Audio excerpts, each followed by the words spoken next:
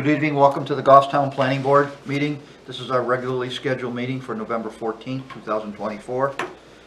We will begin with the Pledge of Allegiance. Colleen? I pledge allegiance to the flag of the United States of America and to the republic for which it stands, one nation, under God, indivisible, with liberty and justice for all. Thank you. And we will begin also with roll call, starting with Barbara. Barbara Griffin. Colleen Mayu. Tim Redmond. Scott Ozanek, Town Engineer. Philip Devanza. Joanne Duffy, Planning and Economic Development Director. Thank you all. We have minutes from October the 24th, Yep. 2024. Motion to approve. I'll second. Any discussion on the motion? Seeing none, all those in favor say aye. Aye. Opposed? Abstention? Motion passes. We go right to old business. Joanne, please, map 18, lot 42. Okay, this is a continuation from the October 24th meeting. This is for a site plan and conditional use permit review hearing for a proposal to remove an existing porch, convert the existing single-family dwelling unit into a two-family dwelling unit, and add 2,260 square feet community center to an existing structure, making this a mixed-use project. So they are here tonight to follow up on comments from the last meeting. The plan was found complete on August 8th, 2024. And they're basically here tonight they've added a few changes to the plan that the board had mentioned the last time they were here. If you'll note on the plan, there's an 8-foot fence that's being proposed, where I think previously it was a 6-foot, so they made that correction. The neighbor behind them had requested an 8-foot, and someone here had said that requires a building permit, so that the building department can take care of that. Jennifer Lever, who is the owner of this property, also submitted a letter regarding the parking. So currently, the parking, let me just find my notes here.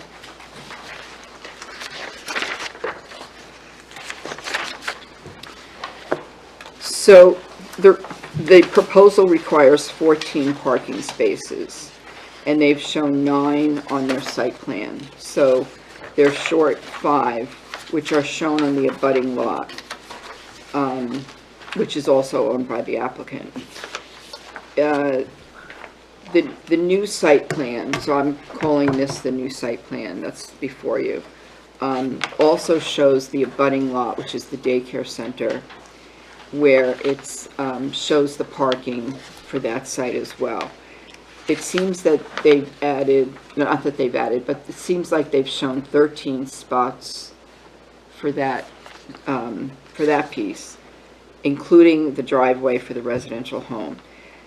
When this site plan was approved for the daycare center, they only needed 8 spaces. I'm not sure how they gained the other spaces along the way, but currently they have 13. So 5 would be, I believe, shown across where the outgoing driveway is onto Mass Road. If you look diagonally across from that, or not diagonally, if you look immediately across from that, you'll see the 5 spaces, and there's actually a few extra.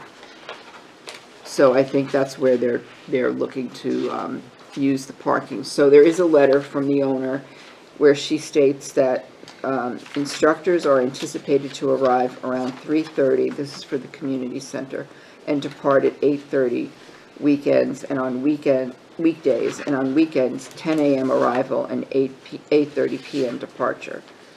So she's saying that the spaces that are being used for the daycare center won't be in conflict with the hours of the community center.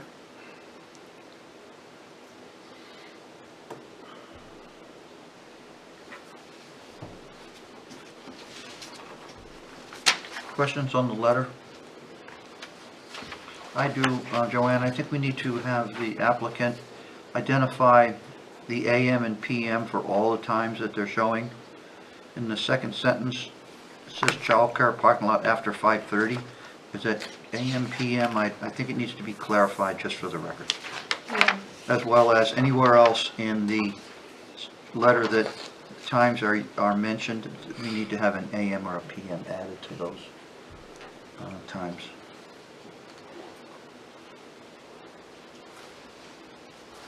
Okay, any other questions for the staff? We also made copies, again, this was actually submitted in July, for the conditional use permit is before you, so that's their answers to the conditional use, just so you have it in front of you when they go over that.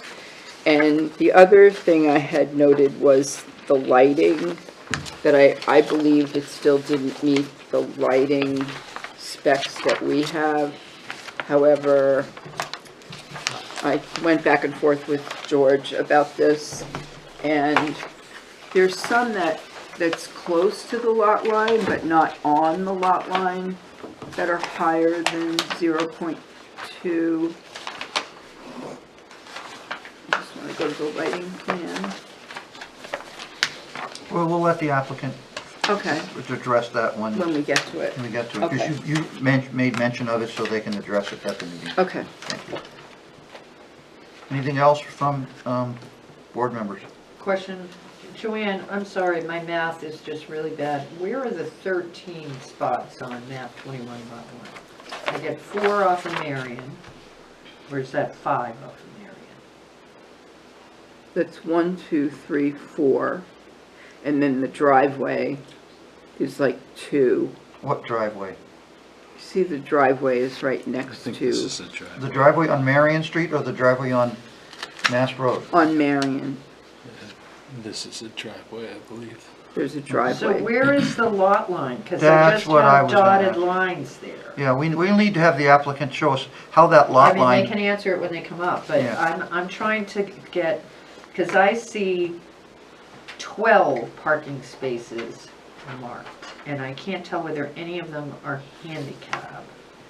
And I'm looking at the line with map 21 lot 1-1, and I can't tell where the lot line is. So I understand when you mentioned driveway before was another one, so I'm taking it that little arm is the driveway, but I'm gonna need that explained.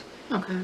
The other thing I want to address, the applicant I think needs to address, I mean, this is a very nice letter in regards to the parking situation, but the reality is these are 2 different lots. The applicant is choosing not to merge them, which is, of course, the applicant's right. So a nice little letter about parking means absolutely nothing in the land of real estate and obligations. So I guess I need that piece addressed. And I do note that they said that the traffic plan, showed that there were no concerns about the turning movement onto Preston Street, but it probably ought to be talked about again.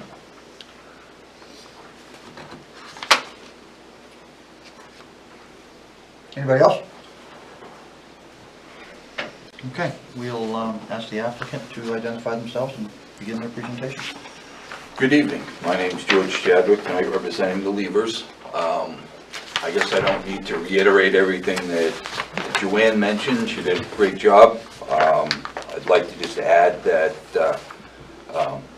the plans were presented to the fire department. I believe the fire department has approved the plan or has recommended they're all set with the plans. They have, the chief they went did. over, because the comments that are in here were from Bill Connor, so I kept them there because that's all we had in writing. But the chief did go over these comments and he said he was okay with everything. Okay, thank you. In doing so, he did look at, I assume he did look at the turning movement plan, and that would address your concern regarding the turning movement from Preston Street. In your packets or in your plan set, there is a turning movement plan that was presented to the town. I never had a problem with the turning movement because I thought the requirement was sort of silly, given the location of the building, but as long as the fire department's happy, I'm happy. That pretty much addresses all the comments that I'm aware of from the last meeting. I did hear the chair regarding the parking, and we certainly will add AM/PMs to the parking letter, and present that to the town, hopefully as a condition of approval. There was some concern regarding the number of parking spaces. I believe what I have shown on the plan is accurately depicts what's striped out there. And that being 4 in this location, 4 in that location, for a total of 8. And I believe there's 1, 2, 3, 4, and there's 2 cars that actually park beside the structure for the residential use So that's where's in the that lot line? structure. The lot line actually is a straight projection of that line. It does run down through those parking spaces. But again, I'm just representing what's there, what was approved in the past. Who drew the map, you or someone else? I drew this from an aerial photography, from an aerial photo. So that's what's striped out there today. I'm just curious why you didn't show the lot line as a solid line all the way through there, George. I could have. I should have. you should Because have. you did ask at the last meeting to do that, and I did not do that. I apologize. But it is a straight line projection through those parking spaces. Those spaces are being used by Are those, the existing tenant. are those spaces that have been there, or are they recently constructed? Can you tell us about that? They've been there for as long as the daycare's been there, right? As long as you own the property. Yeah. so- Which is how long? As long as they've owned the property. How long? When did we get that? 1989. Fine. If that was taken from the aerial photos have not been surveyed, So has this lot been surveyed then? I have not surveyed it. Well, I think There that was a site plan submitted to the town. If the town requires properties to be surveyed, I would assume it has. Well, In you're, conjunction with the plan that had how many spaces approved, Joanne? 8. Which I'm assuming then are probably these 8 spots off of Mast Road, maybe? We don't really know. All right, okay, so there's a site plan that we don't really know how it relates to the currently depicted parking. All right. well, I would think that if you're going to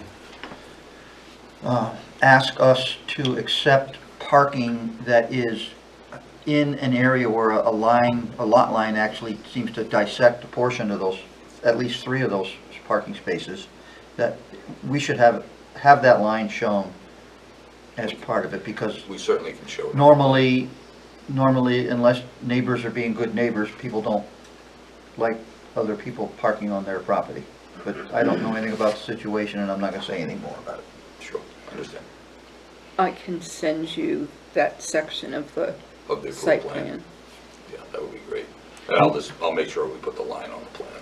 And George, you heard Member Griffin say that, the letter itself it's a nice piece of document that explains your position, but it means nothing because it's not a legal document. It would have to be something that's filed, and it has to be recorded as part of the property deed for the property, map 21, lot 1, so that this, whatever you're doing as a shared parking arrangement, is gonna be glued to that lot forever.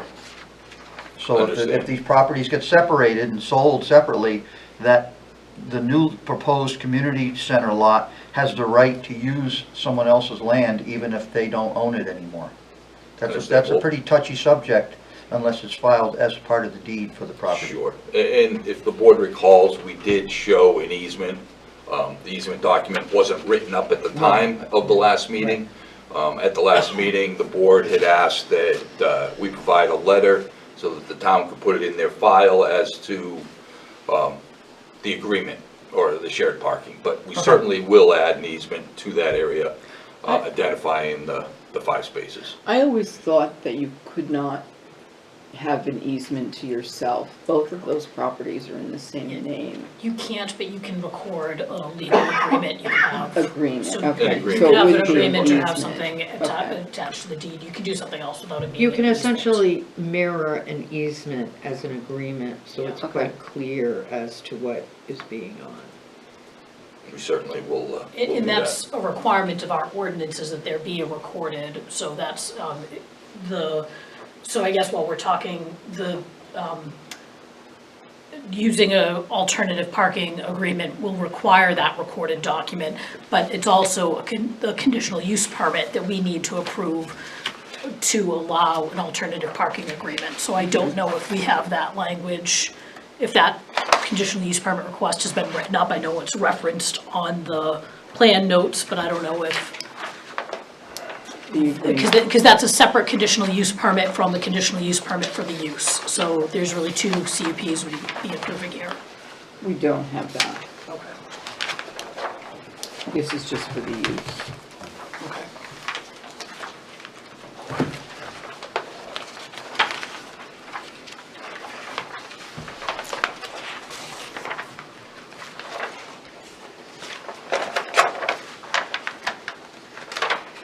Members can just speak up if you got something you want to ask or something.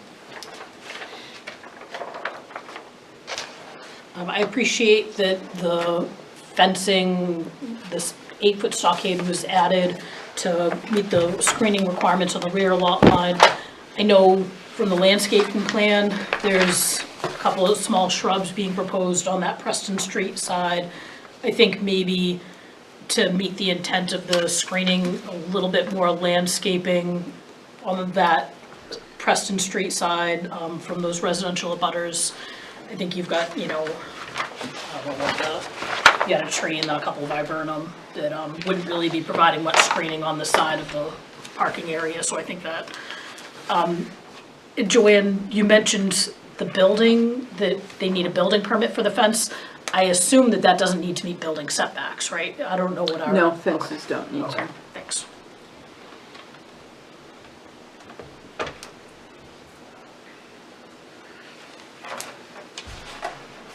Don't we usually put a note on the plan when we have a use like this as to what the hours of operation are gonna be? Well, they stated in the letter, so it's going to have to be moved to the plan as a note, obviously. Right, because the letter's going in the file, the document in regards to parking that would be recorded wouldn't have necessarily the time information on it. And if somebody's pulling this plan for compliance, they're gonna look at the plan, not the letter, so a note would need to be, unless it's somewhere else, but it's not on the, No, it's not. yeah, okay. All right, so why don't you talk about the lighting plan? What was the issue that was raised with that? So, I believe we meet the intent of the Goffstown lighting regulations, and that is not to have light spill over the property line. I believe Joanne is concerned with how bright the light is on the property. At least that's my reading into what you were talking about. I do have a lighting plan as part of your set that shows that the spillover on the lighting property is 0, and it meets your requirements. So I can tell you where I was concerned.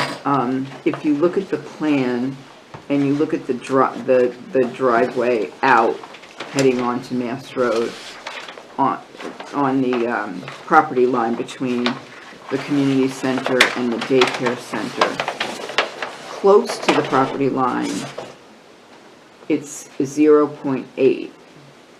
And it's right under the word pavement, where it says edge of pavement.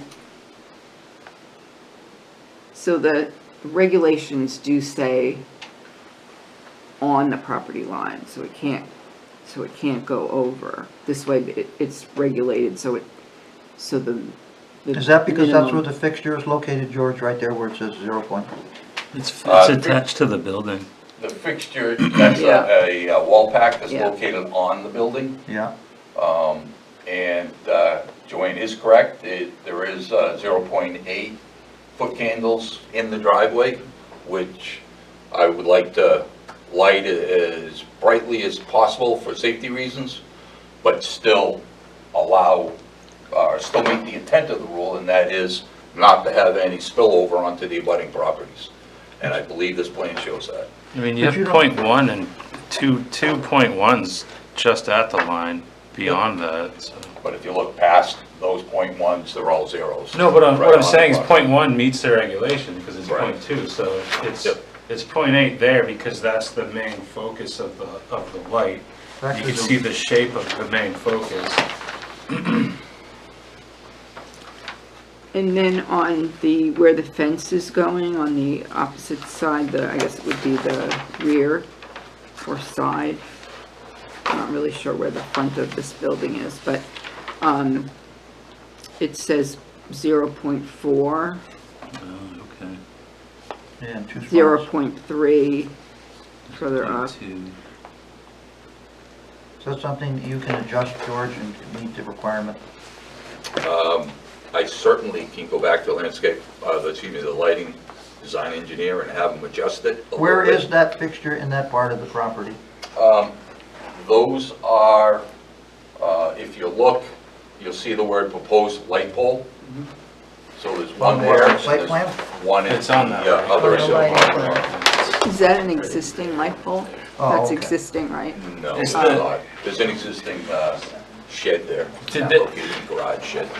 I don't know if you know the answer to this, but do they put the fence in the, like, does the program know the fence is there? Is that why it's Program like? does not know the fences. I was just curious because you have .4 and then like just a few feet over is 0, so I didn't know if the fence was. Yeah, it was does part of not it. know. Okay. Again, I don't know. the type of light must cut off Yeah. abruptly at that location. The Mhm. light projection. You have the lights at the back edge of the parking lot, George? Yep. If those lights were to be moved forward, around to the side curb lines, does that help you at all, do you think, in your light plan? I think it may be counterproductive Okay. in that you can sort of see the ring, the 1.0 ring that's on the plan. If I take that ring and move it to the side, I believe I would be spilling Spills over over. on Preston Street and the abutting, her property to the north, Right, or the abutters to the north. That one's not hers, but okay. Just find a way to get the light away from the back line. So we have, one of our on-call consultants can do light audits. If we want to, as a condition of this plan, have them do the light audit after the fact to ensure that there is no light spillage, and if there is, they'll have to adjust the lights. I mean, that's an option here. The board. I'd be acceptable to us. Again, like I Well, said, it did you say did, that they have to pay for the on-call consultant? Yeah, I mean, that would be, yeah, Out of it an would be like an escrow type deal. we'd have to supply you with escrow anyways, Yeah. right, for the drainage and the Mhm. other things that, Yep. sure. So a further question on the lights. So were these intended to be on all the time? Because, part of me says you have all of this lighting because you're operating a community center, I'll call it a community center, so you have lights because you want that. But, because this is a lot of lighting, and, which I'm not saying isn't needed, given, but it's also a residence. And most residents don't have lights on in parking areas After hours. after, all night long. I mean, they just don't. Can they shut off at a certain hour? We can do anything, if they have to tell us they're gonna do it, we can't do it. Yeah, we have to, so I'm sort of looking at these lights, if you're talking, where is the resident parking supposed to be on this site? There isn't a specific location designated. We're gonna assume the resident parking is gonna be adjacent to the structure, not in the shared parking area. Yeah, no, Oh, I'm assuming it's in the back of, certainly. yeah. Certainly. So I'm just looking at this lighting going,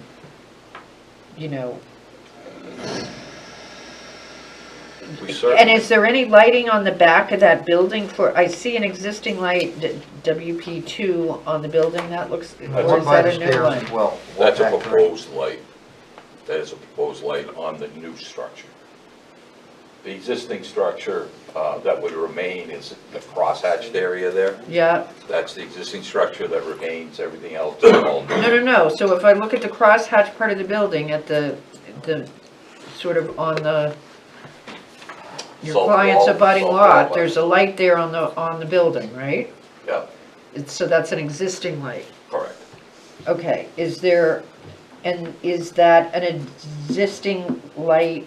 I can't tell whether this is new or old. If you go straight toward Preston Street, there's a WP3 That's proposed. that's proposed. Yeah, the existing light is a hollow symbol. The solid symbol is. I'm not looking at the big proposed. plan, so Oh, it's a little okay. stretch between the Yeah. hollow and the solid, though I do Understand. sort of see it now that you say that. All right, so, but there's nothing on the back side of the building. No, on the parking side, no, there's no No, wall there's pack. no need because of the parking lot lights. Well, how about if we say the parking lot lights are gonna go off at a certain point, and you put a light on the back side of the building that is for the purposes of approaching the building from the resident parking? And then you don't need to have these big lights on the lot line on after We hours. certainly can state for the record that we'll make sure the lights are shut off after hours. There's no need, like you said, there's no need. It's a residential area. So what would after hours be considered? The hours that are mentioned in that letter. I think 8:30 is the letter, no, or is it mentioned, maybe I read it So right. 9 o'clock, well, I mean 9 o'clock. Well, in the summer, that wouldn't be an issue because the lights wouldn't even be on because it doesn't get dark till like 9 o'clock. No, I mean, But in the winter, Right, yeah.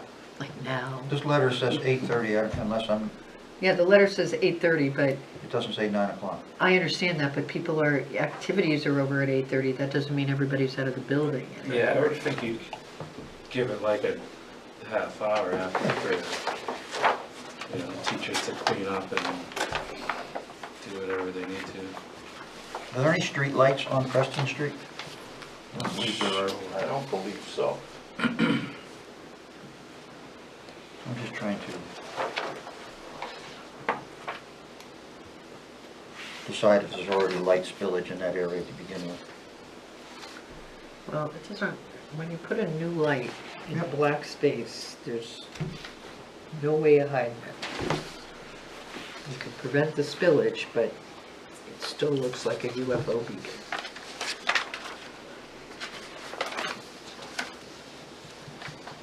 Okay, those are my questions. We all on good the for lighting. lights for now? Yeah. Come back to it if there are questions? Okay. So, this is being billed as a community center.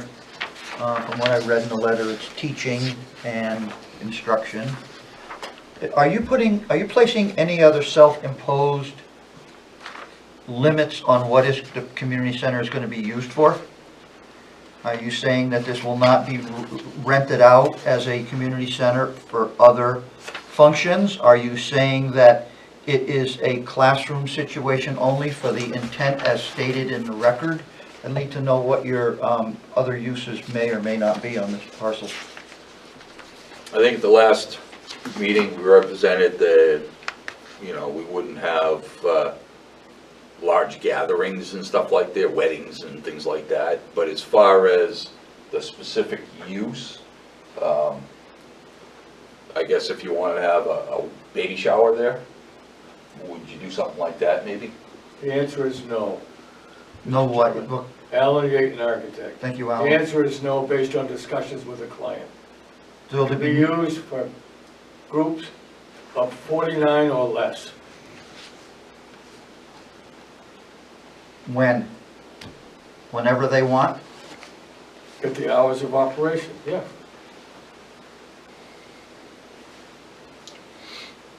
And they have the hours, I mean, if that gets all written up, Well, they have weekday and weekend we've hours. heard a long presentation about a community center for children that have not had the advantages of a lot of other children in That's part of what this whole discussion has been based on from the very beginning of this application. Now that we're at this, getting closer to the finish line, when I asked the question, it sounds to me like you're stating that you're gonna use the community center for hours of operation, for any type of activity you want, up to 49 people, which is a wedding, shower, or any type of use for the site. So it changes, in my opinion, it changes what this application is about. If I can address that, when we entered into this project, it was for what we presented. There was no representation by me or the client at the time for baby showers and those type of functions. I don't believe it will. If the planning board wants to condition it, come up with some creative condition that says that it's a community center for, I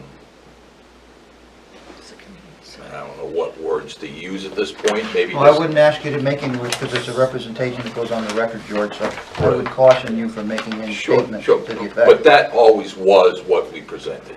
There was no intention of baby showers and wedding showers and VFW parties and all that type of stuff, so. Well, I would just ask that the client represent to us what types of other uses may be occupying the 49-person space.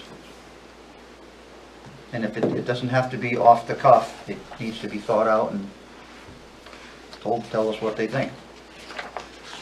Okay. Are you ready to say that now, or do you want to put it on a letter Jeff to them? Believer, owner of the property. Come on up to the table, John. Sure. That way people can hear you speak, because the microphone's up there. So my intent is to reach out to under-resourced kids. I have many years, I don't know, did you all receive my resume that I sent to show I my probably background and didn't what I read did? Okay. So I love working with kids. I mean, I read on the community page on Facebook on how they're looking for ways to improve our community, and this is my love. I retired, I sold my business, I still own the property in September, but I still want to work with kids. I enjoy working with kids. So art lessons, music lessons, dance lessons, that kind of stuff. I volunteer now downtown Thursdays. I'm not there tonight because of this meeting, but they have Roca Kids Club. So we go there, you know, they have their scheduled thing that they do every Thursday night. Once in a while, like they're doing an Excel program, we're gonna do something to help them with reading and writing, so we add that on, and they're gonna be offering dance. They asked me to help do that. So it's like, they have Christmas parties there sometimes for the kids.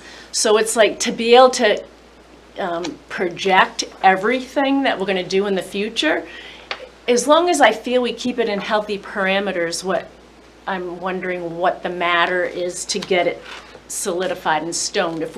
I've always been respectful I've run a daycare for 35 years. I've never had any issues with my neighbors or any situation. I've never abused,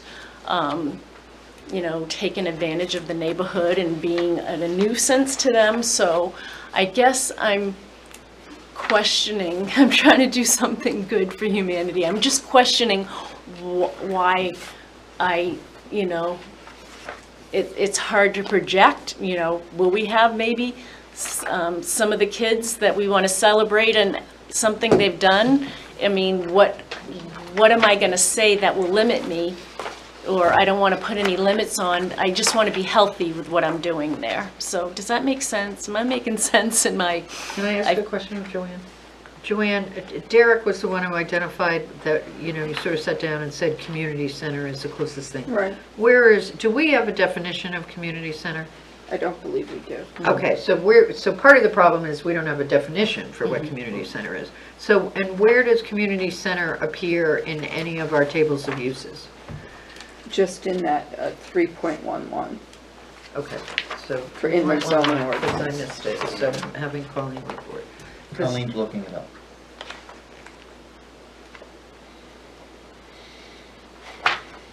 Nonprofit community center, is that? Yeah. So see section 521, I think that's one of those references that's not.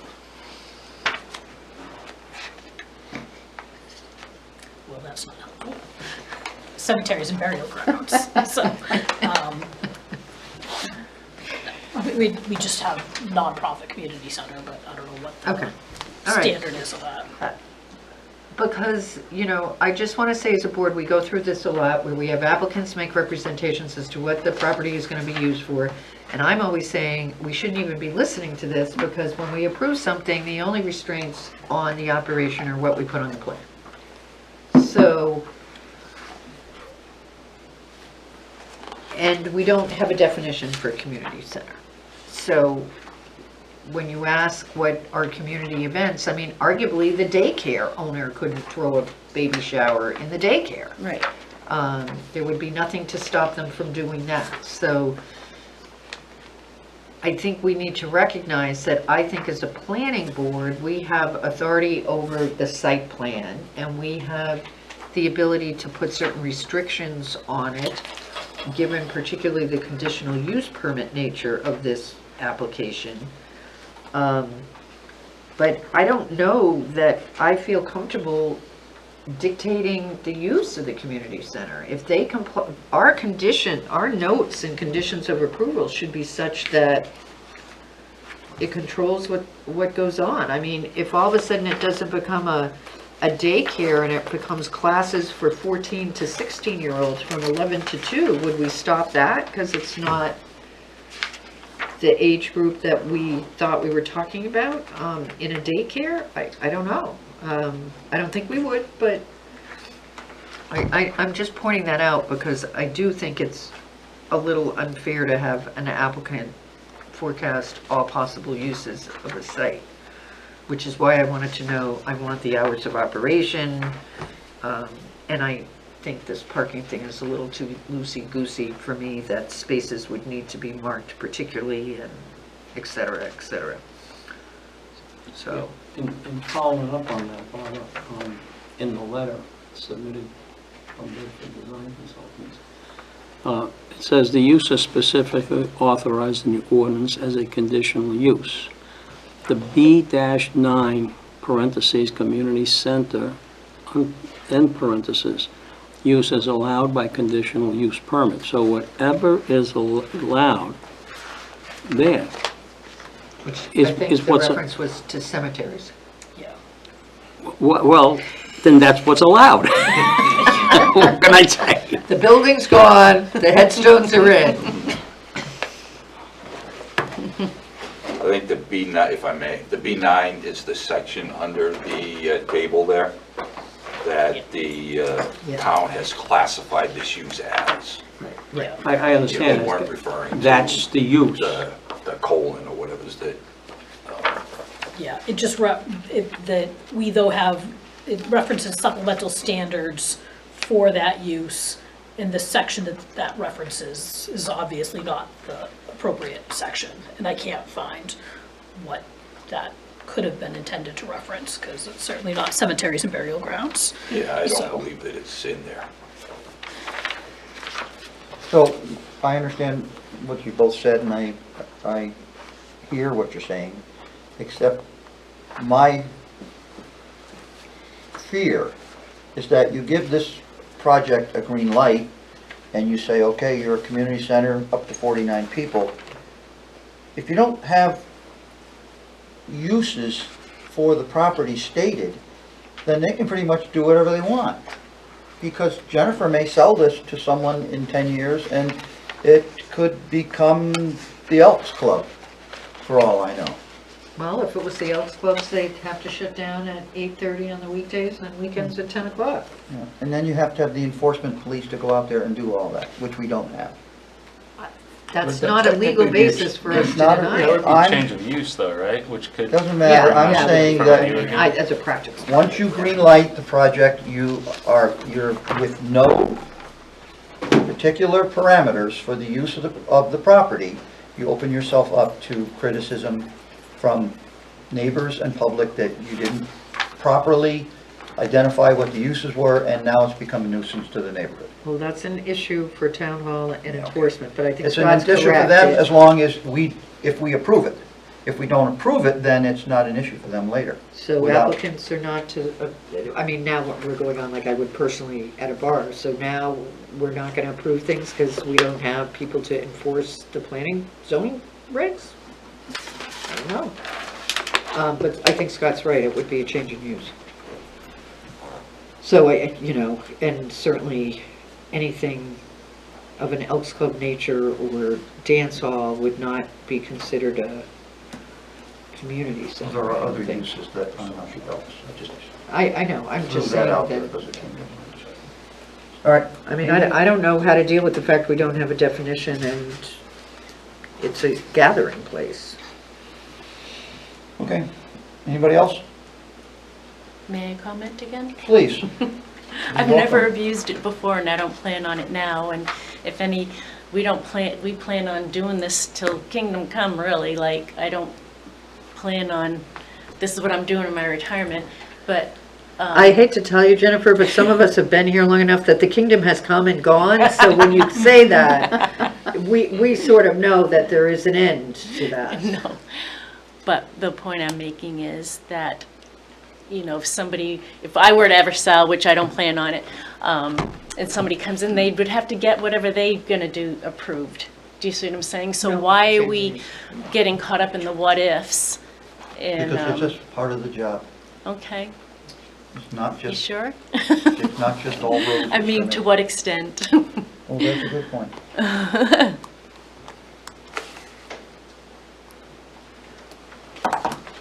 I don't have any other questions.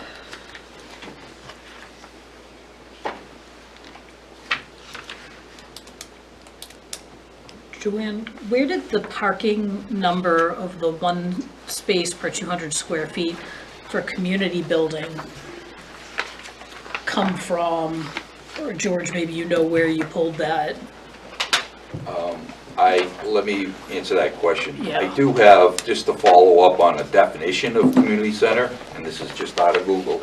Well, Google, the definitions are great on Google, but they're not in our regulations. Well, let's see if it's something that if we put on the plan would satisfy the use concerns. It says, "A place where people from a particular community can meet for social, educational, or recreational activities." Oh, then we're gonna start talking about which community are we talking about, we're not going there. Google's a good place for that definition. Thank you, though, for the Leave that one on try. Google for now. As far as the use, we've represented, Jennifer's represented what her intent is, and that's really what it's gonna be. Anything outside of that type of use, I know the town doesn't have enforcement police, but the neighbors will certainly bring it to the attention of town hall. We have a code enforcement officer. So I guess it would be his Yeah. job, right? Yeah.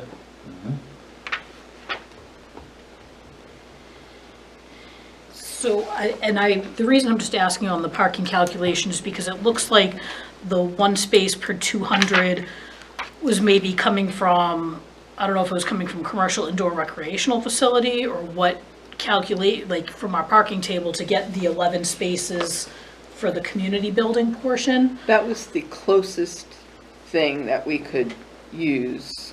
And there's a section in here about if it's not listed, you Okay. have to kind of go to the closest that you think it would compare to. So because, and I think that this is getting to more of the idea on the concern of if you've got a space built for this size, and we know that it's not your intent, but we know that, if it's approved as a community center, if it changes hands, if the interpretation is that this is a space for assembly, we have other calculations based on spaces for public assembly.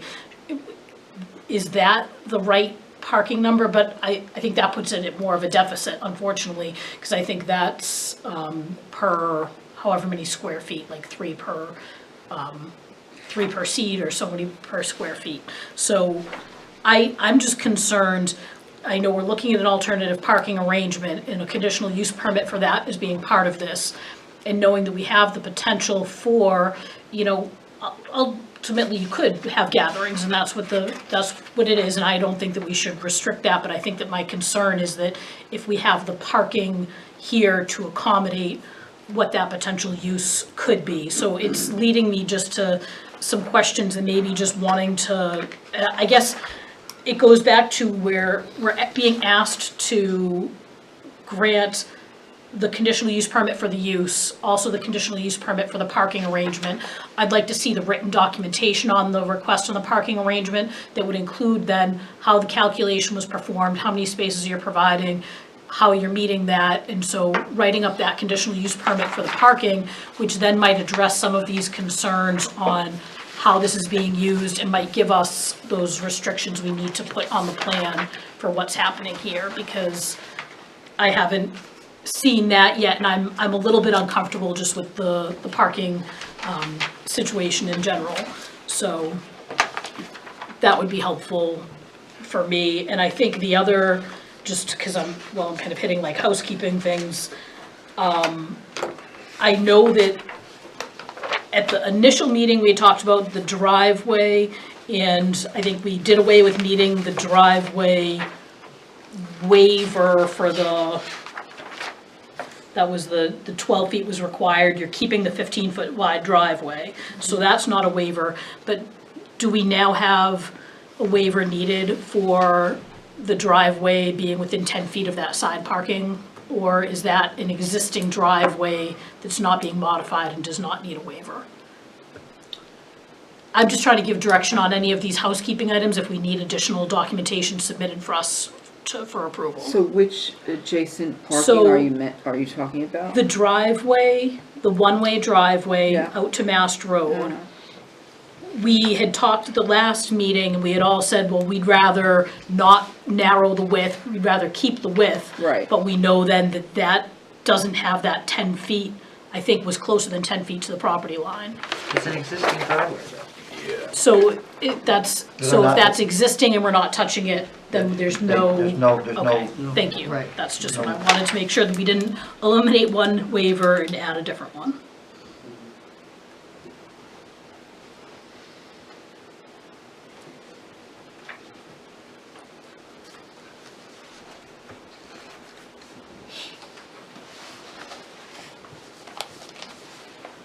They did add a crosswalk there, so people are crossing over to get to the other parking area. Yeah. We did ask for the parking spaces that are shared to be marked on the plan. Yes, Still not. yeah. How would you like, if I may, how would you like them marked on the plan? I didn't think I had enough spaces shown on the plan at the last meeting, and you asked me to show all the spaces Right, on yeah. that lot, and that's my understanding of what was asked. If you want the spaces physically marked on the ground, No, I want them marked on the plan. which I mean, you can spaces are shared? do, I don't know that in a site plan approval for this site, I can require you to do anything on map 21 lot 1. But for purposes of this plan, I think it should be indicated which are the intended spaces, which I'm assuming are going to be the spaces closest to Yeah, the there are, lot. the four and one on the opposite Yeah. side of the aisle. I think the shared parking agreement needs to show which are those spaces, not just the general Right. statement.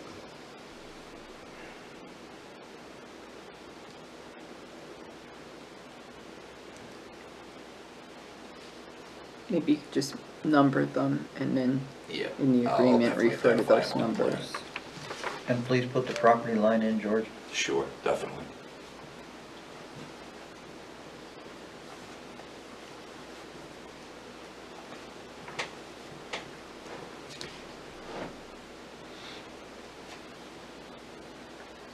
Any other things for this applicant so that we can hopefully conclude this with another meeting and not send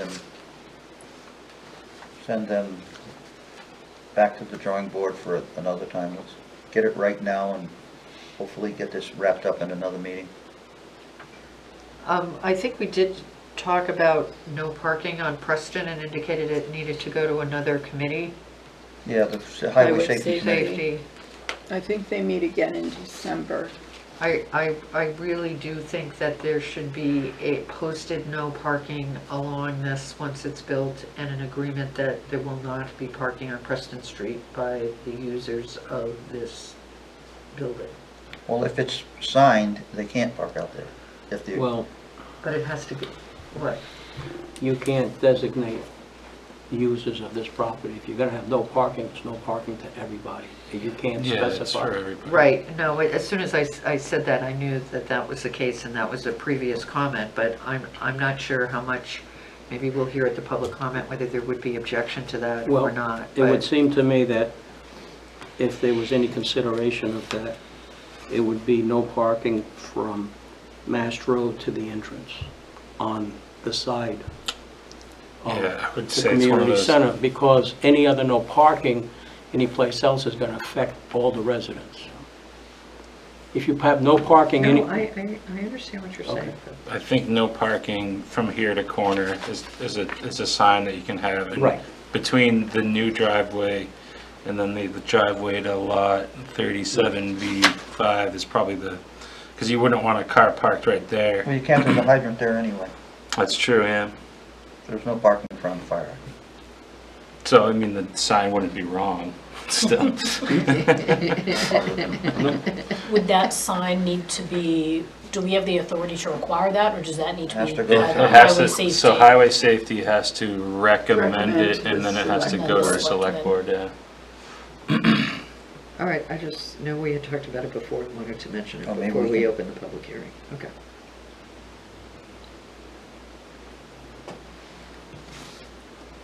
Is that gonna be a requirement of us? Because again, I don't wanna get it next month and No, we we can't. still haven't gone to highway safety. We can't make any requirements because we have no control over it.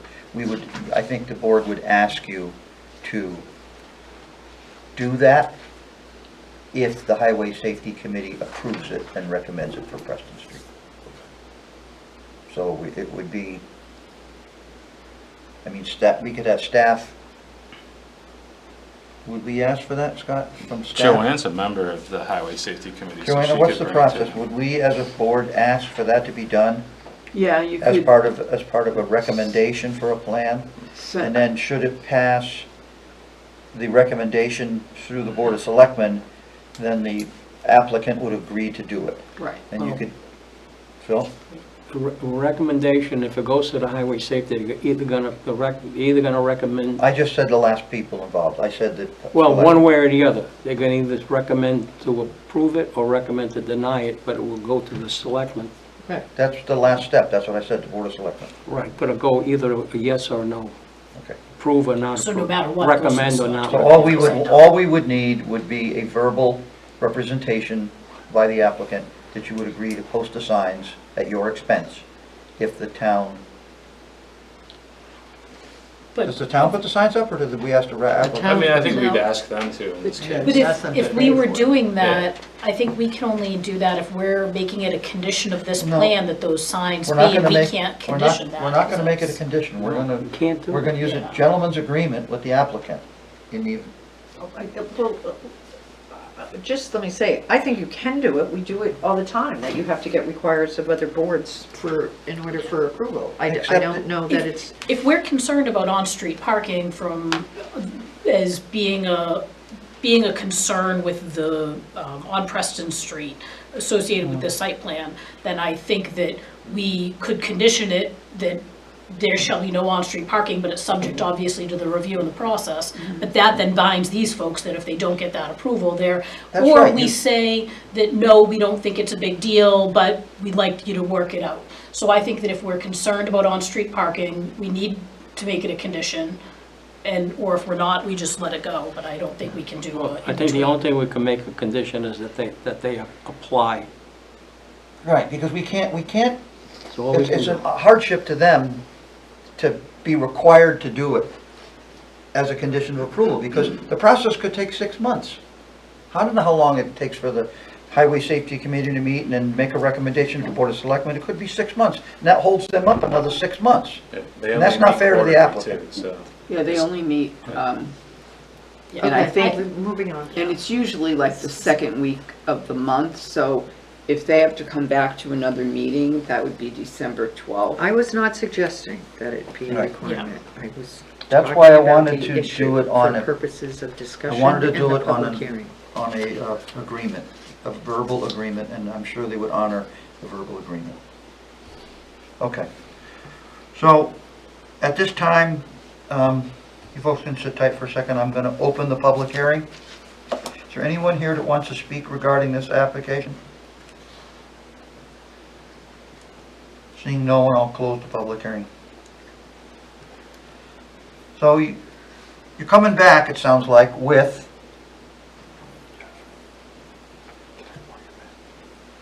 a map, a plan that shows the numbered parking spaces, if my memory serves me correct, on 21-1.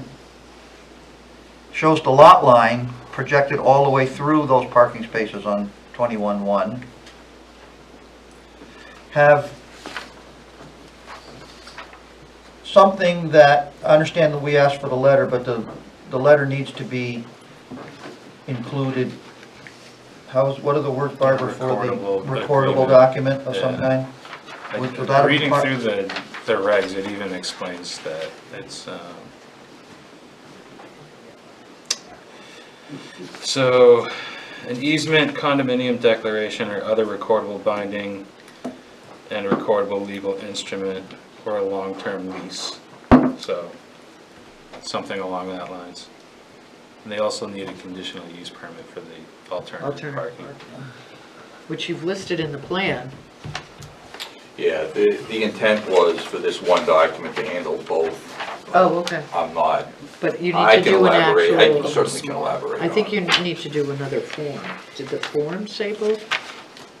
I don't have the This is entire. what I No, sent in. when you or did your application package, the CUP application, you put down what sections you're asking. I believe it did. I don't know if I have a copy of the original. I didn't, What is it that you're looking for? does he need to do another CUP Oh. form, or was He does for the alternative? parking? alternative So parking the question arrangement. was it identified on the original CUP application? Not my document supporting it, but the application that was submitted to the town. I don't have that with me. Yeah, I don't either, I apologize. So you need to Spent check a that few to see if he months there. needs to do a new form, and then he needs to do a CUP that's more specific Okay. to. Well, had it been included on the original form, then it would have been submitted, right? Right. Right, that's the question, is whether he has to do another. I'll make submittal sure, I'll or check not. into it. Just read it. Yep. Numbered parking spaces, possible, I put conditional use permit for parking agreement if it's not already done. Lot line through the parking spaces. The lighting issue at the property line, where the 8 spaces are shown for the new area, where you have the higher numbers at the property line, which then the ordinance allows. So Scott had mentioned hiring a consultant to take a look at that after, As an option. as a condition of approval. If they can show us that they meet the requirements by adjusting the light, the directions, the shielding, will we accept that, or are we gonna ask for a consultant after they? I mean, if they adjust it, I don't think we need to. If they want to keep it like this, I think we would have to require them to do that. Because those .4s are right at the property line, which I think the way it's written is at the property line. Correct, Joanne? I don't typically do the lighting stuff, but. Right. So if you can meet the requirement at the property line, then we will more than likely not require any consultant or any extra charges for them at this time. Anybody else see anything else that was brought up? And Colleen had asked for some more information regarding this What was it, conditional Colleen? use permit and how the parking was calculated. Well, that's what, We'll put it in like, the you've got the conditional use justification permit. on the Okay. conditional use permit for the use, we just need that Yeah. backup for the parking. And then the side screening, you met the screening requirement for the rear, parking lot line, but just the side section of the parking lot. I mean, you've got some shrubs, but maybe if you could do, I know it's tough because you don't want to block the view of the They don't want to driveway. block the view across the Yeah. road, so. Okay. Well, what is the requirement, I mean, Colleen? the requirement is a 6-foot screen on the side and rear of the parking lot. So they're meeting that on the Side and rear? of the parking lot. But And this is so, not, is this classified as the rear of the parking lot? well, the parking lot is required to have a 6-foot screen where it abuts residential uses. So they've got an 8-foot fence back here, but on this side, they don't meet that screening requirement. Challenge is they can't meet this, But that's not a residential boundary, right? This is, but but this it's is not residential boundary, it's residential use. So they've got a residential use abutting that they, So Colleen, Yeah. you're talking about against Preston Street, right? I'm talking about against Preston Street. So we've got a tree located here and some bushes around it. We've got a tree located here and some bushes around it. Yeah. It doesn't meet a 6-foot screen, I think whatever you had planted there, was it a viburnum or something that was I mean, I know you don't wanna block the visibility of the driveway, and I know that you're trying to work against that. I'm just trying to make sure that the residential people across the street are not just looking at the parking without a little bit of additional buffer there. What would you suggest we add? I don't know.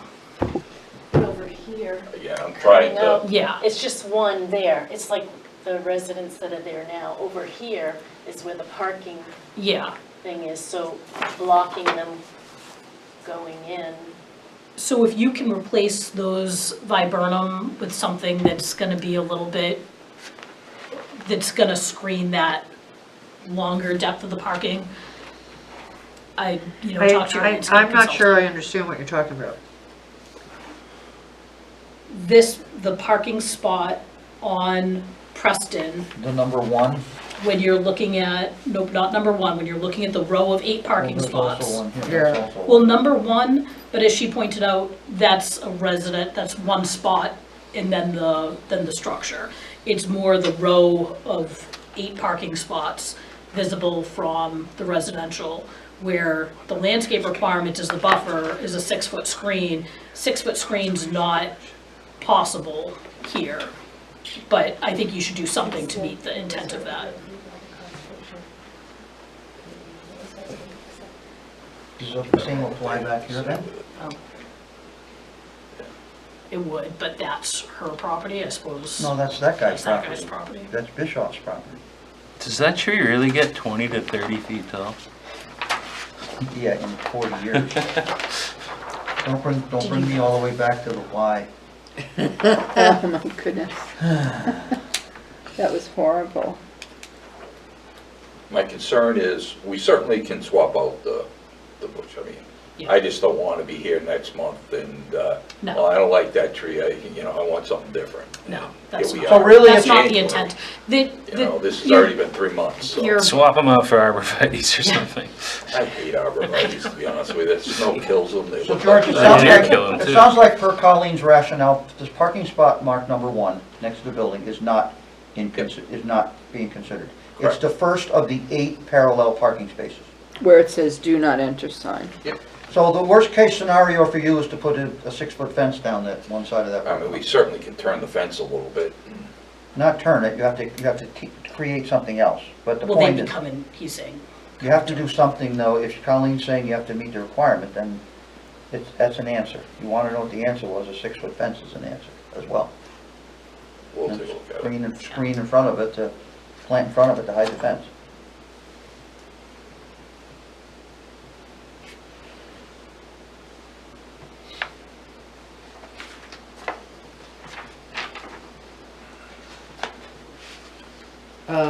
We also talked about the hours of operation going on the notes yeah. and a time for light shut off. In writing on the plan.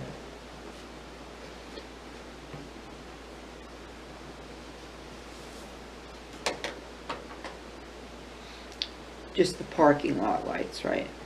Just the parking lot lights, the 2 that are at the property line, correct, Barbara? Not all the wall packs on the building? Is that what you're saying? You're talking about the 2 that are located next to the property line with, Right, I'm looking, I understand Garcia? those 2. I had thought all of them, but, because I don't, but if, I don't know why the wall pack on the side adjacent to 21 Lot 1 would need to be on, and that's a new one. Well, No, that looks like it's existing, but it's on the proposed. those meet the requirement and they don't Okay. impact anybody other than themselves and the, out into Preston Street, which doesn't actually make it to Preston Street. That's, Tim, the point is the cutoff is because even though the light doesn't shed off the property line, it is still Well, a focal point. So that's all, I'm done, Tim. So I just have one question. The no parking sign, is that something they need to pursue or no? I think that if we have a concern with it, the planning board should bring it to highway safety and not Okay. attach it, put it on this applicant. Okay. So let's dial in the lights out time. Is it for the, are we gonna agree that it's for the, only for the 2 parking lot lights at the property line, or are you insisting that it also be for the wall pack lights? I'm not insisting on anything. I couldn't remember whether there were new ones on the building. There's a lot of new ones. that- Everything's new except for that one by the door. that The we one I talked about. found, yeah, all right.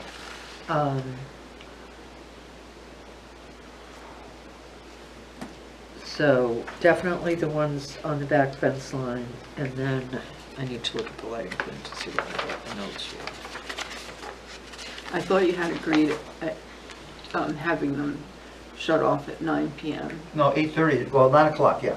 9 o'clock. We gave them But the extra half The question hour. is, there's 3 other lights around the building, not by the staircase, as to whether those need to remain on. And I would say they're no different than anyone else who has lights on their homes, and we can't tell people when to shut the lights off on their houses. Well, if they want to get out at 10 o'clock at night and go to their car, they should be able to have a light. I say the 2 lights in the parking lot have the objectionable light that the neighbor may find objectionable, but the lights on the building, I think, should be left to the owners. except if I'm living across from Preston Street, the light that is on the community center section of the building is not on a residence. There is no parking in front of it, and there is no need for that light to be on at night. And I will be looking at that outside. So would you like to propose that the So the community 2 in the center? back and the 1 on the community center on the Preston Street side. I don't think there's any safety reason for that to be on at night, is there? Again, the same as I look at my neighbor's light all night because it's Except this on. is not a residence. You're in here for a conditional use permit for this I'm operation. not trying to It's be not- adversarial, but, I you know, it understand is the that. same. I mean, the abutter, No, we it's looking not at the the light same. across the street of his neighbor. The abutter across It's the a street safety does light, not have basically. to That's come all in it for a is. light approval. I could be don't overruled. plan You on don't having have to it on propose it. after That was hours. my comment. Personally. All lights except for safety lights by the doorways, which are required by law to be on. Not be on, but be able to come on when people, for egress purposes, will be shut off at night.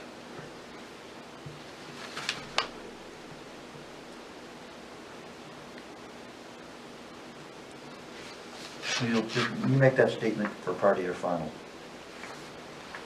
Anything else, folks?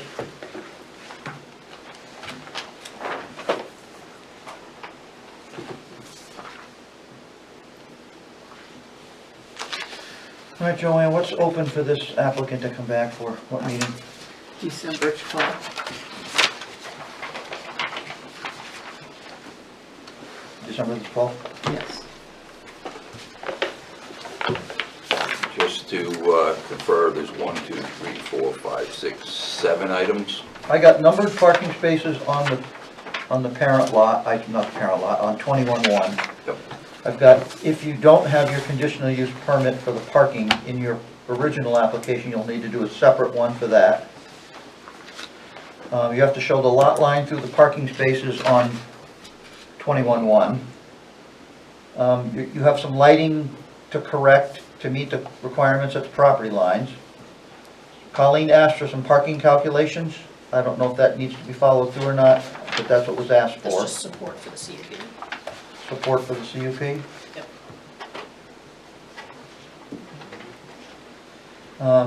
We talked about screening some parking spots down there at Preston Street area. Hours of operation and the lights out time and the locations of the lights are gonna be turned off. I miss anything? Did you say marking the shared parking? On, So The numbered adjacent parking lot. spaces and marking shared parking. That'd be all in one. And then the recordable parking agreement, did you mention that one? No, I did not.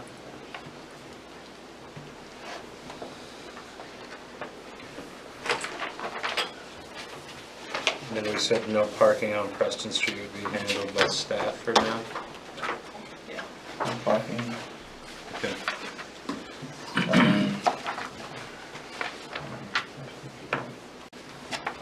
And can I have an acknowledgement from you that if it makes it through committee and this project does get passed prior to all that, you will then put the signs up at a later date as an agreement?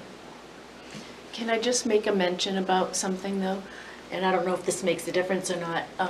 It's not, the intent of the uses lessons and stuff is pretty much drop off pickup.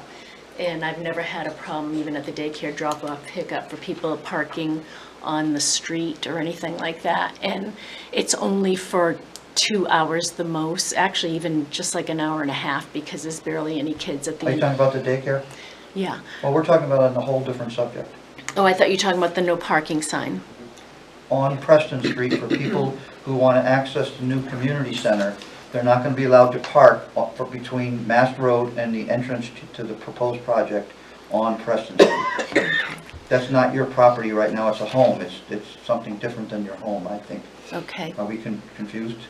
I just don't know if that would be a, people wouldn't really park, they're dropping off, so, and if, in any time that they would probably park for an extended time, it would be after hours when the other whole parking lot's open, so I don't know if that's Well, actually to gonna be. begin with, our concern is that pulling into Preston Street, it's only a two-lane road. Right, And if someone's waiting to get out and there are people parked between Mass Road and the driveway, it's gonna become a one-lane road because people can't bypass the people waiting to get out. So, as part of this application for this proposed community center, the board feels I see that what you're saying. between Mass Road and the new driveway to this proposed project, there should be no parking on Preston Street under any circumstances at all. well, I agree there shouldn't be, but I So, don't think and they would be. we're asking you is if the process goes through that we will initiate, will you agree to put the signs up even after the plan has been signed and you've got this Right, thing built? if they're finding it's a problem and then we need to put the sign up, of course. yes. It's a requirement if it goes through. Oh, I see what you're It's saying. not if I'll there's a explain it to problem. her, but yes. Sorry, I'm She- not getting she- it. She will put them up. Thank you, George. She will put 'em Thank you, sorry, I just, up. You know, yeah, I'll just leave it. okay. All right, so I need a motion to continue this to the December 12th meeting.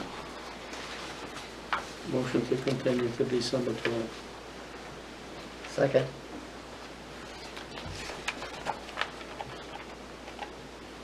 Any discussion on the motion? All those in favor say aye. Aye. Aye. Opposed? Abstention? Motion passes. Hopefully we can wrap this up on the floor. Let's hope so. Joanne, when do you need the plans by? So, the Thursday before, so like a week before. Before the meeting? Okay, thank you. Thank you, George. Thank Thank you. you. Good night, folks.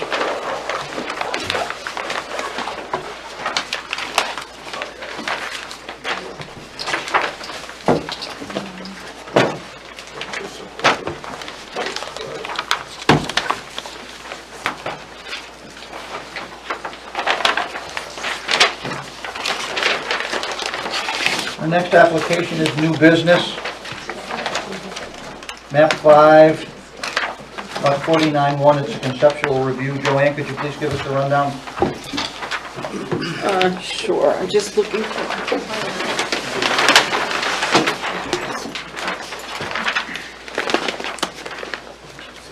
This is a conceptual hearing only, and if you remember this property, we had a hearing for the front portion of the property. There was a retail store that wanted to go in there. So this is map 5, lot 49, excuse me, 49-1. As you pull in on the right-hand side, the retail store wanted to go in. And I received a letter from them yesterday saying that they're no longer interested because the DOT was asking them to put in a dedicated left-hand turn lane, and they found that it was too expensive for what they were doing. So the owner of the property is here tonight, Kevin, and he would like to talk about some buildings that he was thinking about building at the rear of the property. And there's a restriction in this zone that you can't go over 25,000 square feet of building space. And so they wanted to talk to you tonight about that problem. So question just as to, on the plan, so the reference to 10,640 square foot Dollar General is essentially gone? Correct. Okay. The letter should be, oh, I didn't give you that page, but there is a letter that I received. It's dated November 8th, and it's from ARC, which is the name of the company, and they're saying this formal notification that Aubuchon Realty Company is terminating its pursuit of entitlements for the property. But they are interested in other property in town. They're interested in locating here, so if anything else comes up, I'll have to touch base with them. Okay.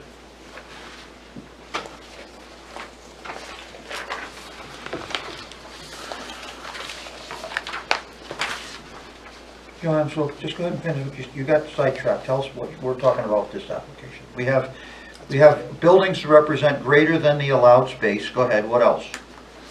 And Scott has a few comments there, or actually he has several comments. I just had one comment, and it was concern about stormwater with all that ledge, and you're basically turning this developable piece into nothing but impervious, so it's going to be underground. I don't know if it'll work there, so my comment was just a cautionary tale of do some due diligence, some Meet the core, requirements. make sure that you've got enough space between the ledge and everything to. It's pretty sandy over there as you move away from the ledge. It's only sandy in the front. As you go into the back, I've dug over there. It's not that sandy. Okay, yeah, I mean, I'm only familiar with what's been dug in the front at the car wash and over on the Hawk site, so. And I see a huge wetland that kind of dissects the whole thing. Yes. And it's They odd would- that the state doesn't like to give up wetlands. They would need to go to the state on that one. What's the zone, Joanne? This is zone CIFC. Okay. So our wetland setbacks don't apply to this zone? No, Okay. but the states would, state requirements. The the sewer department said that he didn't see any connection to the sewer on this plan, but they are within 150 feet and would be required to tie in. The fire I think there's a department, stub in that driveway or the private I road. will caution the applicants here. You do know that before anything ever gets approved at the planning board, you have to go to the sewer commission and get permission to hook on and make sure there's capacity. Yes, sir. Okay, so just a forewarning, that's all.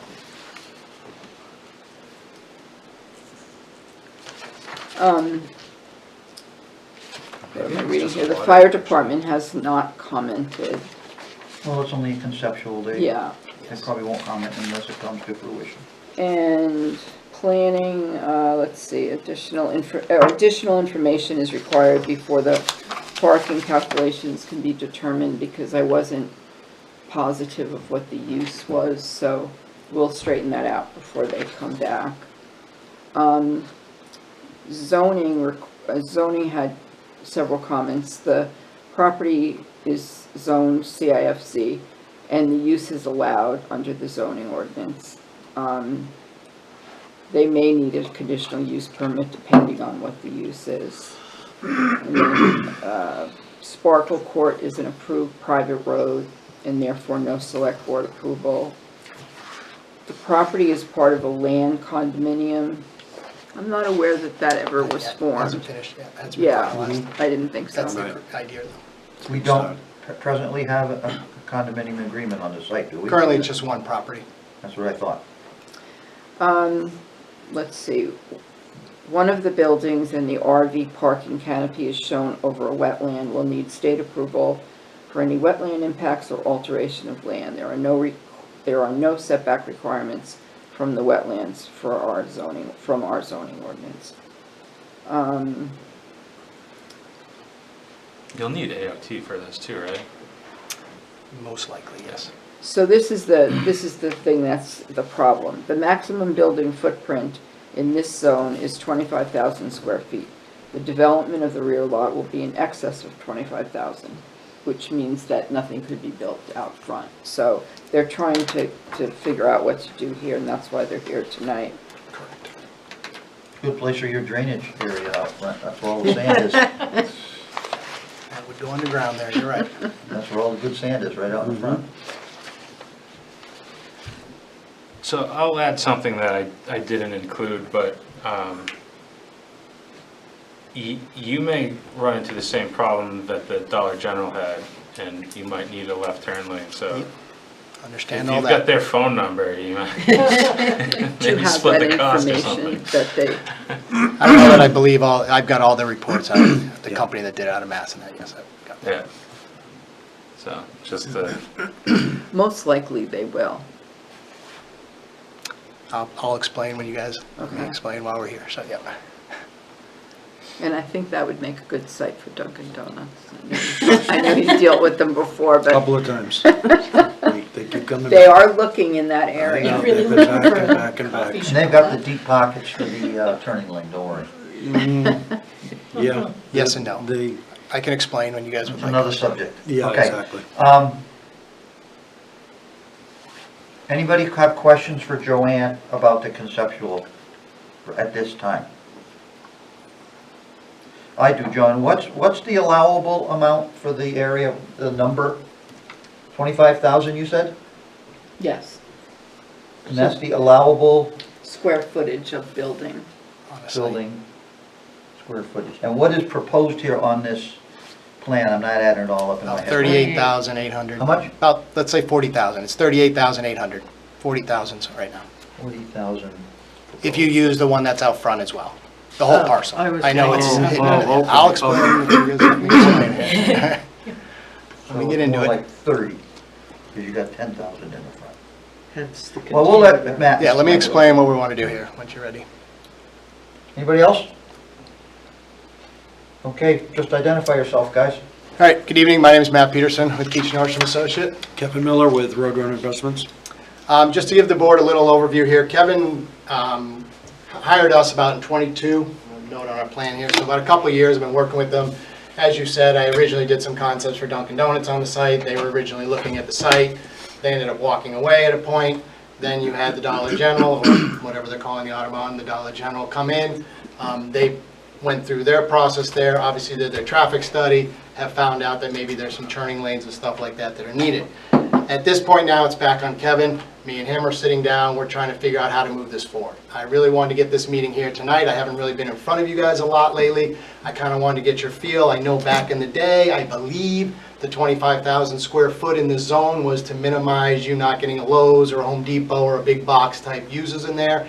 And that's why you wanted to control the size of the building was on site, but I needed to know where you felt with that and where it had moved since, again, probably 8-9 years ago that was put in. So if we're proposing over 25,000 square feet, we need to get a conditional use permit from this board. We're really here tonight just to find out the pulse of this board on that. We would like to come forward with basically the 3 buildings you see on the plan that's there, or something along those lines, a 10,000 square foot building out front, the 9,000 to the side, and then the other 19,000 to the other side of that. I work pretty much exclusively with Stony Ridge Environmental out of Alton, New Hampshire. It's Cindy who does most of my wetland mapping, my soil mapping and all that. So we had her come out in spring of this, about About the summer or spring, spring this year to say, hey, listen, what's this wetland? Can I actually get it approved of the state? She does my permitting with the wetlands. She went out there, dug her little holes and stuff like that, and as the chairman said, most of up there is ledge. So really what that wetland is, a pocket that's sitting on the ledge that's there, and that's why it's sitting there, and then kind of drains herself out. Now, we would still, before we come to you, have to go have a meeting with DES, explain what we'd like to do, and get a feel from them after we got feels from you guys to before we move forward. So we understand the concerns, understand what's out there, but this wetland, if you've driven by there right now, there's really no wetland vegetation that's growing in it. It's really, like I said, just kind of where the ledge, you can see that on both sides of the topo here, it just falls down into this area here, and it's kind of like a drainage swale that's been created from the ledge that's up there. But again, we will have wetland scientists that will do the function analysis of the wetland. There's nothing that gets through the state on an easy way right now with wetlands. They are all going back to the wetland regs that were written in the 80s. And now these kids, as I say it, are interpreting this without any understanding of why the reg was written in the 80s and how. So we go back and forth on a lot of different projects right now on what we can fill, what we can't fill, but we definitely understand where the board stands with that, and we will work with that before we come forward. One of the things that Kevin has is a lot of specialty cars, Camaros, all the other stuff I saw in his shop. So this may just be a fancy car storage area. We're not sure yet what the final uses are going to be. We were thinking that the back uses would be contractor bays, mechanical, electrical type people. I've got to take a look at what the numbers are going to generate on that. We have looked at the site. If you've driven out there, you know that there are multiple utility poles on the back side here, the north side. That would probably cost an arm and a leg to move. So we agree that that wouldn't be the case.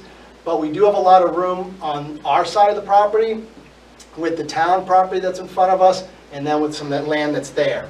So there may be an opportunity, if we do fall under the turning lane needed, that we would have room to shift it towards our property to have that turn lane. I just did this in Merrimack, met with DOT on Wednesday. We did the exact same thing. We moved it. The poles now are going to stay on the other side because we couldn't get easements from the abutters to do that. So there is the ability to do that as long as the tapers all work and stuff like that. But at this point, we're not 100% sure what the end users are going to be. We're envisioning possibly coming with just the 10,000 square foot building up front first, but he wants to be able to know from, can we do 1, 2, 3, and 4? I think we'd permit the whole thing and do it in phases, do a phase 1, a phase 2, and a phase 3 for each building as we go. I will say that the building we'll work together and put together is probably going to be nicer than the dollar store, unless you get the one that we built in Henniker, which is top notch out there. So you can ask them for certain stuff, but most of their stuff isn't as nice as your visibility coming in. So I think if we did something nice on that 10,000 square foot building, it would fit in very nice to the location that's there. I understand the sewer capacity. Yes, I didn't do that on the Dearborn piece, and I need to do that before I came to you, so I'll make sure that that happens this time. And the AOT, because this was cut out from the car wash, and it hasn't been 10 years since the car wash was built, yes, it's probably going to fall underneath the AOT and have to go through that. We were working with the dollar store at that time, where my project in the back here was going to utilize their drainage in the front. We had talked about cross easements and cross uses and stuff like that. So their underground system we were looking to tie into and then have a daylight out. Now we will be the ones that would build that system up front and then make sure we size it accordingly so that when the back got developed, we wouldn't rip up the pavement and be able to utilize it as we move forward.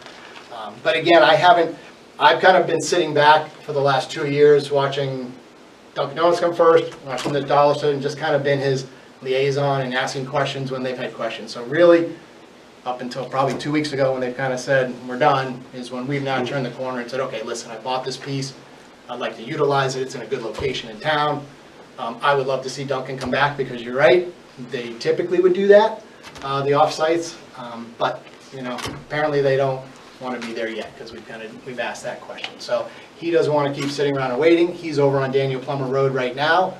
You go into a site, he's got his car stacked on the 2 racks in the back. He's got one up front, he's got one in the back. So it's really just display areas for what he does and his kind of hobbies that he has going on right now. Have you figured out the drainage yet? God, Matt? no, I haven't looked at anything yet. I mean, this is a lot of buildings and a lot of impervious surface. I mean, have you figured out that you could make drainage work for this much if you're asking for it? That's my question for you. I've got a whole crew of people in my office that, you know, they make drainage work on sites that I give them work. So I trust that the people at my office can make it work, but no, I There's have not a not. whole lot left when you take the footprint for the Dollar General, which is on our map, which isn't really anymore. Then you have the parking area for that in the front, unless you say you're gonna reduce that footprint and then It's gonna be parking. underground drainage. It's gonna be like I did this, the Underground. gas station there, where you do I know, underground systems. I know what they are, but as you chase from the edge of Route 114 towards the back, it changes on a dime. You also gotta realize that's all ledge right now, so my pre-numbers are pretty high. I already have a lot of runoff coming off the site, it's not going into the ground, so I have some advantage from pre and post, so. But I have not even taken a look at that yet, because really, if we can't do the 3 buildings and you guys are hardlined on the 25,000, there was no sense to move forward.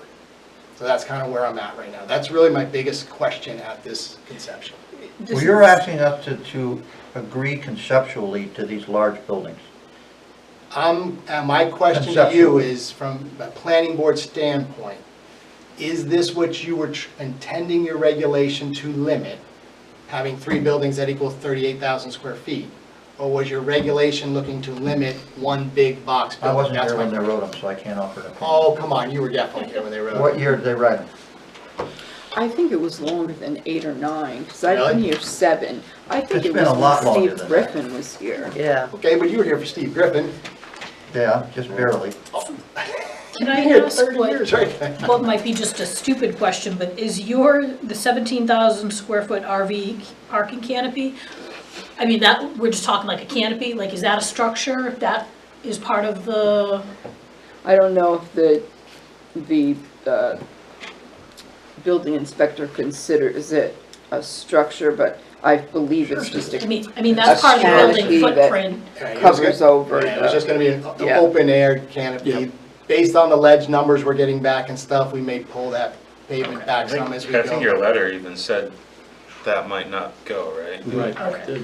But if that did go, even just a canopy, I mean, that contributes to that 25,000 square It foot. does, because they can put Yeah. sides on it on any time they Yeah, want, once okay. it's built. I'm just trying to understand what it is. So yes, that would be part of the Okay. total calculation. Alright. Yeah, okay. I mean, it's Sure. definitely a structure and has to meet setbacks and all that, It's gonna have, but I'm not sure it's a square footage of a building. It's Well, like it's gonna have- parking you do for residential when gonna you have foundations and, Yeah, I mean, it's sonnet. maximum non-residential building footprint, so is that a footprint? I mean, I guess yes, no, I don't know. It's 100% a structure. I mean, I agree with so the that. 1776 is not included in the 38.5. I don't think it might be a Correct, no. structure, but it's not a building. Yeah, I didn't, and that, to me, that's not a building, that's all. Not yet, not until they put the sides on it. You put a no on the plan, I can't put, I mean, that, you can't say that just somebody's gonna go do something willy-nilly, and that's, it's not. I guess right. I'm just asking the question so that the zoning administrator can make an interpretation on if a canopy structure like that, We'll get there, yes. it meets the building definition, it needs to be part of that, so we know if it's an No, additional it would be, 17,000 or we not. would have to condition any approvals if that ever was to get to this point, that could not be turned into a building, because then it would increase the numbers by another 18,000 square feet almost, so that would have to be a condition. Well, or it has to be in my conditional use permit that I asked for, right? Yeah, that you asked for. You're right. One way or the other, I'd have to address it. But I'll work with staff. Again, this is very preliminary for us. I just kind of wanted to get the feel for the board and how So you're looking. tell me about the access to the site as per preliminary to the board. You're gonna come in Sparkle. So You're gonna use it would this- be almost identical, it'd be identical to what Dollar Tree came in. You come into Sparkle here, you can see you've got a road that would come into this use here. We have a 24-foot lane that would come to the back, so anything would come straight through to the back. And utilize this area here. We tried to make sure that the circulation was good all the way around the site. So you're classifying from Sparkle Lane into the site as a driveway, not a road. This from here into the site would be a driveway, and this would be a driveway. I believe the only road is just that to the turnaround, I believe is what the town accepted as Sparkle Lane. Yeah, we wouldn't continue it on, it would be our maintenance and stuff like that, yes. Is that where you're going with that? Well, it actually is your maintenance, because it's a private road. Oh, is you guys maintain that? We maintain, yep. Oh, We're okay. split between the entrance there. So the whole thing would be privately maintained? I just want to make sure that you can demonstrate traffic flow for contractor vehicles, which are going to be obviously bigger vehicles than cars that go to the Dunkin'. I think your RV canopy does meet our definition of a building in the zoning ordinance, Okay, because it doesn't say anything about walls. okay. It This says is exactly over. where I want to come, so that's good to Yeah. know. I don't want to be pushed back on other stuff. So in the ordinance, it gives a description of that zone. And it basically says the CIFZ district is established to provide for larger scale business parks, commercial service, light industries, and similar uses in areas where access is available from arterial and collector streets. The CIFZ district is intended to encourage commercial, industrial, and service uses to the mutual advantage of both consumers and merchants, thus promoting public convenience and prosperity. Residential uses are not allowed in the commercial industrial flex zone. And just at a conceptual level, my thought, hearing that, is that the 25,000 square feet is that's small for an industrial building.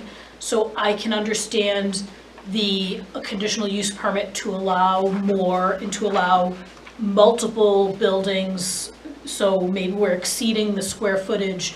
But in that case, if you're asking for a conditional use permit for more square footage, I 1,000% would need to see that you're not asking for waivers on any drainage. The drainage all works, the parking numbers work, the landscaping works, the buffers and setbacks and everything else, so that, the site is going to work without needing any other waivers from our design standards and regulations. But I'm just one person, that's just my thought. I'm okay with a larger square footage and encouraging industrial development or commercial industrial development in this zone, as long as all those other standards are being met. And to get an AOT permit and stuff like that, I'd have to meet a lot of those Yeah. anyway, and DOT permits, so I would agree to that. One of the biggest things, obviously, out there, and what I'm asking the question is that we have enough land to put a 10,000 square foot building out front.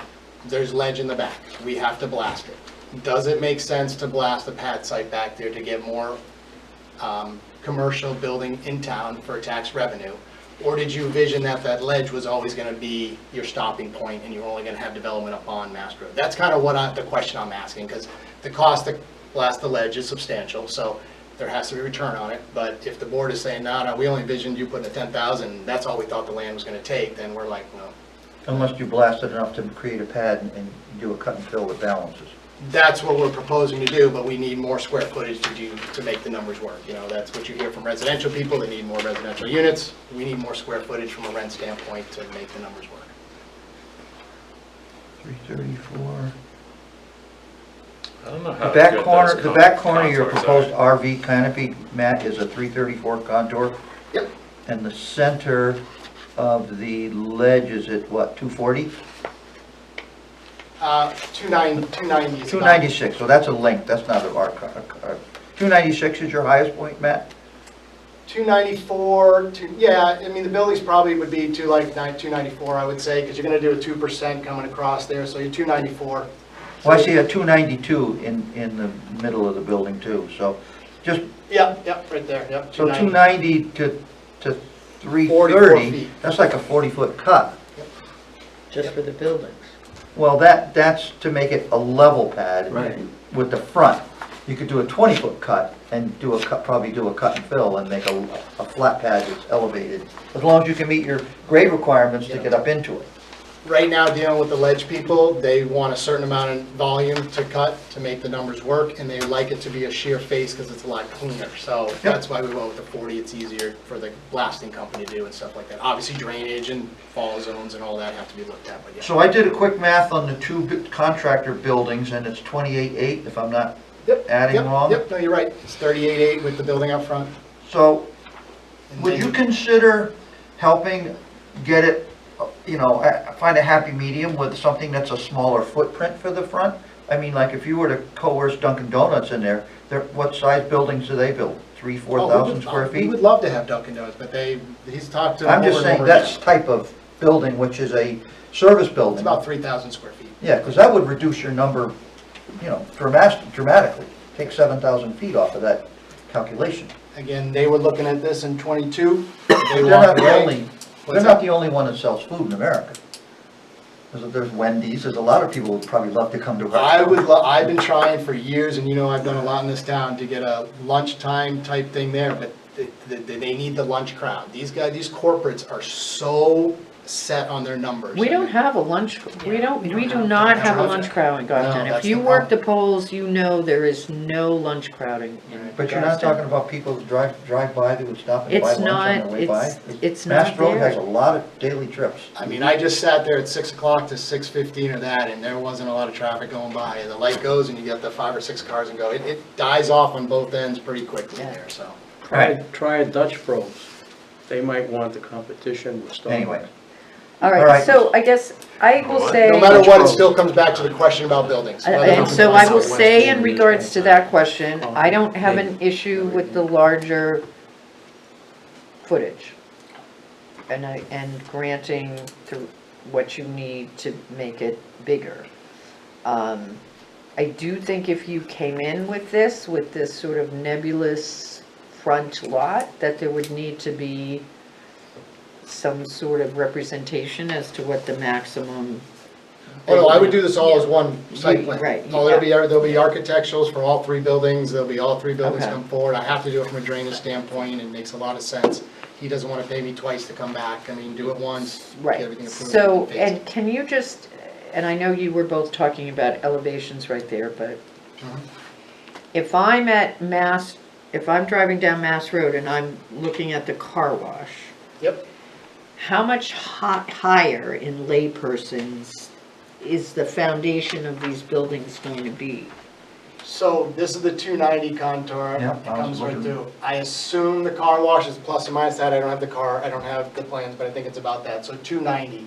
So this building, I said, would be sitting at about 292, so Oh, again. so it's not as much as I thought it would be. No, you can't really climb a lot so I can't climb through this parking lot, because I don't like going over 4.5%, because then the car door slams on you when you try and get out, if you have more of a slope, so we try to keep these under 2%, 2 to 3.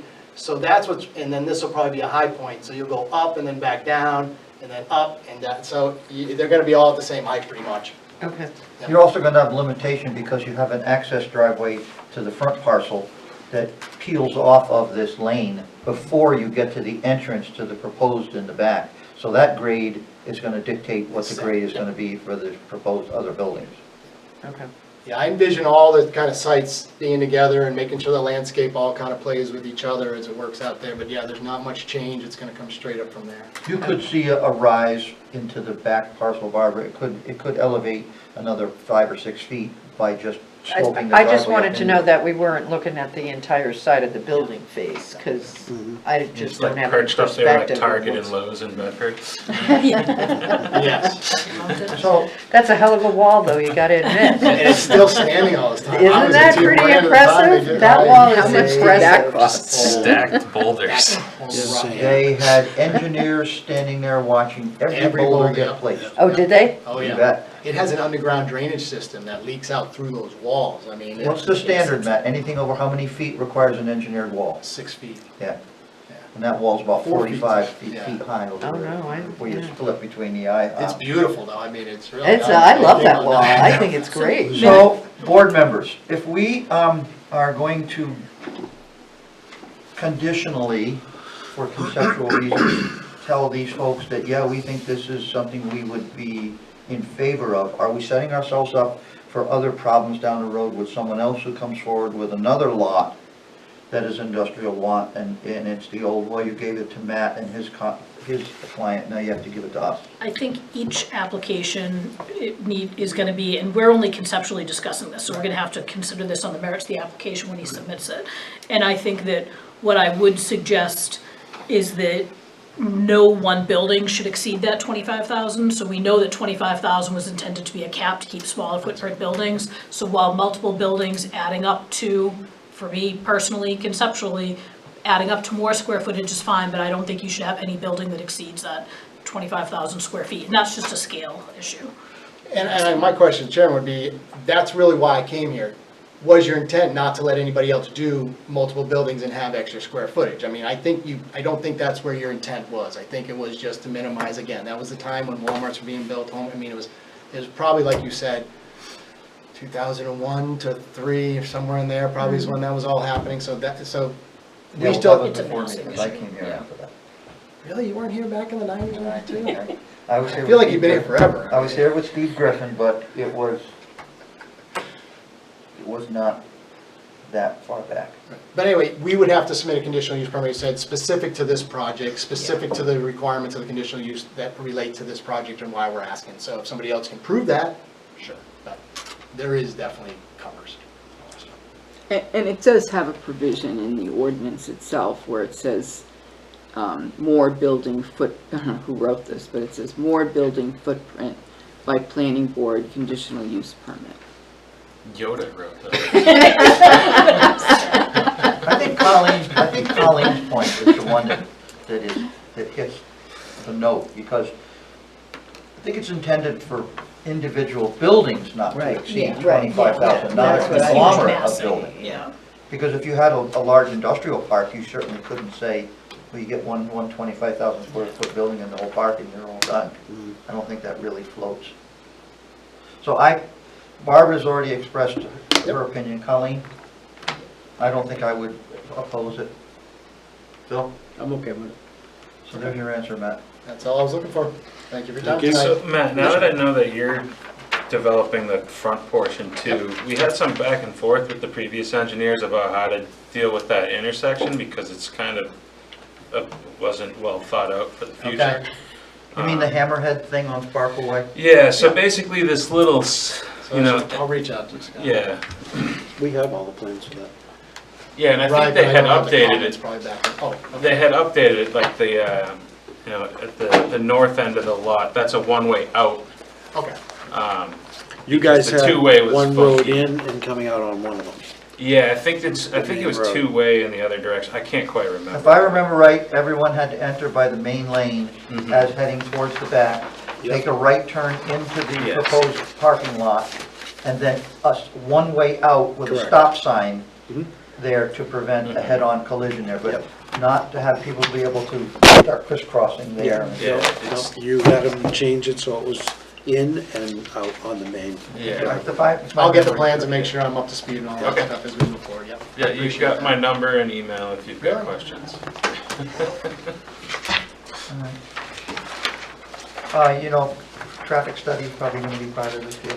We're gonna go meet with DOT. Again, first, we're gonna kind of sit down and look at some numbers. I've gone through their report there. It was kind of interesting, some of the stuff that they picked and choose and when they put the tubes out. So they didn't do any morning counts, it didn't look like. So, I mean, depending what we're doing, we're gonna have to look at some of that. You've been around. I don't remember exactly, but so I'm the one that flagged the no left turn lane. I saw that they didn't do The warrant the analysis. warrant analysis, so then I just, you know, there's that spreadsheet that was developed by somebody long ago.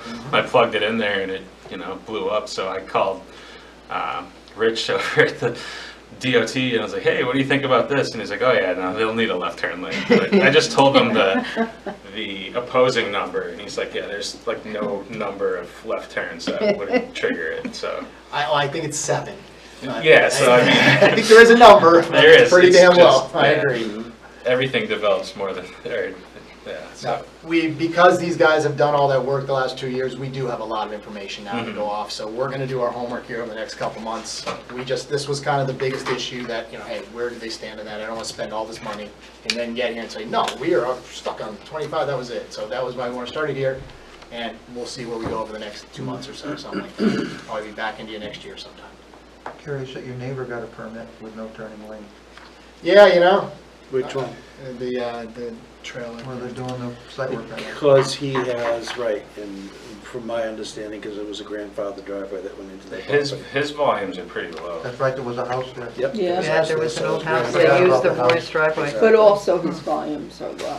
And there's a class 6 road there too, Buzzell Hill. So you need to remember that the left turns in from the car wash are included in the new study for this lot. Mhm. And I went back and looked at the car washes study, and they Uh-huh. greatly underestimated Uh-huh. the number of turns in their report as to what's actually was recorded out there for the counts. Just right to the number that didn't kick the threshold? I guess so, yeah. That study was before. Basically, yeah, right? doesn't seem very busy. I don't know.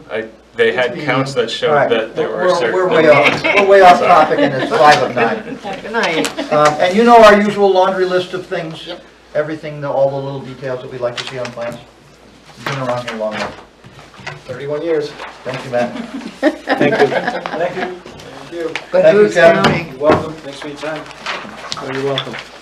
Do we have anything else before the board tonight? Joanne? Motion to We do adjourn. not. Joanne has nothing? I heard a motion from Phil, I'll second it. Whatever it was. I know. Okay, does anybody else want to stay longer? I'll call for a vote. All those in favor say aye. Aye. Opposed, abstention, motion I passes. want to talk about the development regulations tonight. Thank you, ATV. We are adjourned.